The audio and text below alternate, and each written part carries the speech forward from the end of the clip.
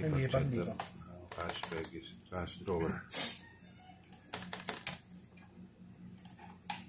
Check natin kung magana.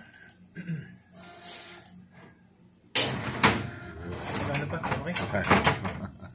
Nakakagol pa na. Ay, nakalaka yun eh. Ganito po pag-setup po niyan sa cash box or cash drawer. So, pipindot, hanap sa search bar. Tapos, punta kayo ng printers and scanners. Yan. Tapos, hanapin nyo lang po dyan yung print, po. Nasaan yun? Where is yung current na scanner nyo? Wala.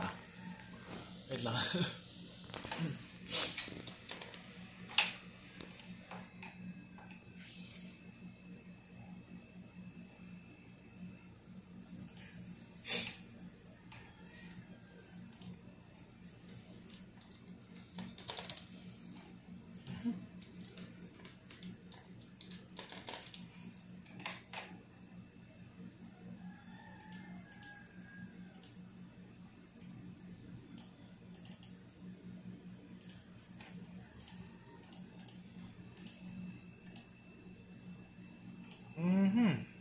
Okay.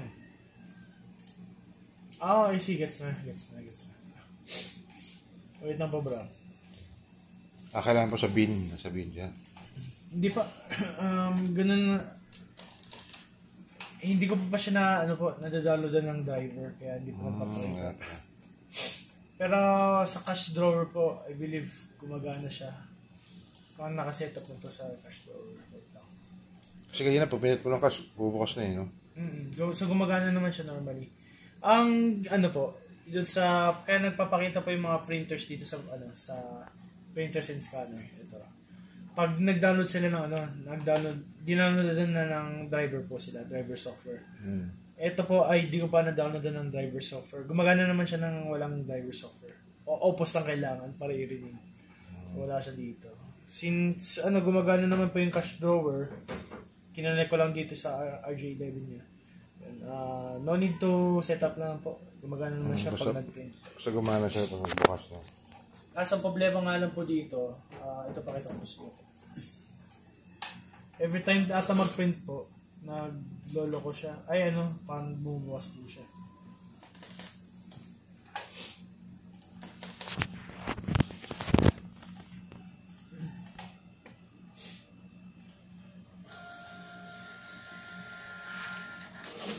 Diba? Oh, nice.